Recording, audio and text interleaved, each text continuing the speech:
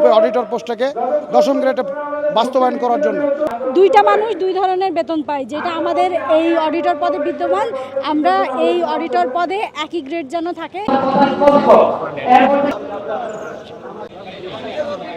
আমাদের অডিটর পদে একই পদে 2 গ্রেড বিদ্যমান, যেটা সংবিধানকে লঙ্ঘন করে এবং বাংলাদেশ এবং পৃথিবীর কোথাও এটা নেই যে একই পদে একই কাজ করে একই যোগ্যতার দুইটা মানুষ দুই ধরনের বেতন পায়, যেটা আমাদের এই অডিটর পদে বিদ্যমান। আমরা এই অডিটর পদে একই গ্রেড যেন থাকে এবং মহামান্য আদালতের রায় যেন বাস্তবায়ন হয়, সংবিধান যেন প্রতিষ্ঠিত হয়। এই কারণে আমরা একই পদে একটা গ্রেড অর্থাৎ 10ম গ্রেডে উন্নীত করার জন্য অডিটর পদটাকে এই জন্য আন্দোলন করেছি। গতকাল আমরা শান্তিপূর্ণ কর্মসূচি শেষ করে যখন ফেরত আসছিলাম, তখন পুলিশ আমাদের উপরে অতর্কিতভাবে হামলা করে এবং এতে আমাদের অনেক পুরুষ কলিগ এবং মহিলা কলিগ আহত হয়। আপনারা জানেন যে আমরা প্রায় দীর্ঘ 45 দিন যাবৎ এই আমাদের একই পদে 2 ধরনের বেতন গ্রেড থাকার যে বৈষম্য, এটা দূরীকরণের জন্য আন্দোলন করছি। আমরা খুবই মর্মাহত, কারণ আমরা বলতে চাই যে 5ই আগস্টের পরে যে বৈষম্যহীন বাংলাদেশ প্রতিষ্ঠা হয়েছে, সেই বৈষম্যহীন বাংলাদেশে একই পদে 2 গ্রেডে বেতন থাকতে পারে না। আমরা আমাদের এই ন্যায্য দাবি বা আমাদের যে অধিকার, এটা চাচ্ছি, কিন্তু আমাদের কর্তৃপক্ষ তাতে কর্ণপাত করছে না।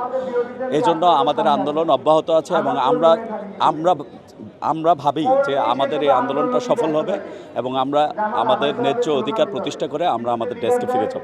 আপনারা ইতিমধ্যে ইলেকট্রনিক এবং প্রিন্ট মিডিয়ার মাধ্যমে জেনেছেন যে মহামান্য হাইকোর্টের রায় এবং এই 5ই আগস্টের পট পরিবর্তনের পরে মাননীয় আইন উপদেষ্টা ডক্টর আসিফ নজরুল স্যারের যে সুনির্দিষ্ট মতামত আমাদের প্রতি, সেই মতামতকে এক্সিকিউটিভ অর্থাৎ অর্থ সচিব বারবার এটাকে প্রত্যাখ্যান করছে, উপেক্ষা করছে। আমি প্রত্যাখ্যান বলবো না, উপেক্ষা করছে। তো এটা উপেক্ষা করার সুযোগ নেই, কিন্তু তারা এটা উপেক্ষা করছে। তারা বলছে যে তাদের পলিসি মেকিংয়ের জায়গা থেকে এটা উপেক্ষা করা হচ্ছে। কিন্তু আমি বলতে চাই যে মহামান্য হাইকোর্ট, সুপ্রিম কোর্টের রায় থাকার পর 3টা কন্টেম্প পিটিশন থাকার পর এটা উপেক্ষা করার আর সুযোগ নাই এবং অচিরেই আমরা আমাদের এই ন্যায্য অধিকার প্রতিষ্ঠা লড়াইয়ে আমরা জয়ী হব ইনশাল্লাহ। সিএফওগুলোতে আমরা জিরো ওয়ার্ক নিশ্চিত করব, অর্থাৎ ওইখানে আমরা আমাদের ন্যায্য দাবি আদায় না হওয়া পর্যন্ত আমরা অন্য কোনো অফিসিয়াল যে সিএফওগুলোতে যে বিল পাস, এগুলো আমরা বন্ধ রাখব। সব মিলে এখন আমরা এখানে প্রায় আমাদের আন্দোলন গত 8 তারিখের পর থেকে, 8ই আগস্টের পর থেকে এটা শুরু হয়েছে। 25 তারিখ থেকে এই আন্দোলনটা আসলে বেগমান একমুখী আন্দোলন হয়েছে। এখন আন্দোলনের আমাদের যে মেইন দাবিটা, সেটা হলো যে আমাদের অডিটর পোস্টটাতে মনে করেন এক ধরনের বৈষম্য তৈরি করা হয়েছে। 2018 সালের 23শে ডিসেম্বর 61 জন অডিটরকে 10ম গ্রেড বাস্তবায়ন করা হয় এবং তারপরে থেকে এটা প্রতিনিয়ত আমরা এটা নিয়ে কথা বলি, মামলা করি এবং বিভিন্ন আমরা অর্থ মন্ত্রণালয়ে যোগাযোগ করি, আমাদের সংশ্লিষ্ট কর্তৃপক্ষের সাথে যোগাযোগ করি। তারা কোনো রকমের কোনো নির্দেশনা দিতে হয় না। তারপরে আমরা যখন আন্দোলনে থাকি, এই যে আমাদের গত 8 তারিখে 8ই আগস্টে আমরা আমাদের ডিপার্টমেন্ট প্রধান সিএজি বরাবরে আমরা একটা স্মারকলিপি দিই, এটাকে পূর্ণাঙ্গ রূপে অডিটর পোস্টটাকে 10ম গ্রেডে বাস্তবায়ন করার জন্য স্যার একটা সুপারিশ পাঠায় অর্থ মন্ত্রণালয় সেটা আবার আইনগত মতামত ভেরিফাই করার জন্য এটা আইন মন্ত্রণালয় পাঠিয়ে দেয়।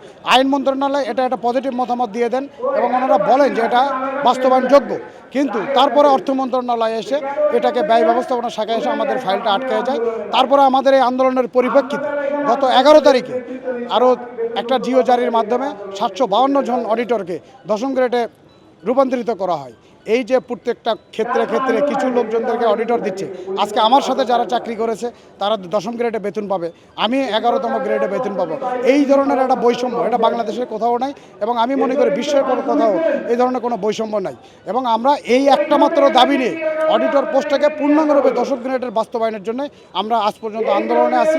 আজকে সারা বাংলাদেশের অডিটরের আন্দোলনে আছে এবং এটা আমাদের যতক্ষণ পর্যন্ত বাস্তবায়ন না হবে ততক্ষণ পর্যন্ত এই আন্দোলন আমাদের থেকে আমরা ফেরত যাব না।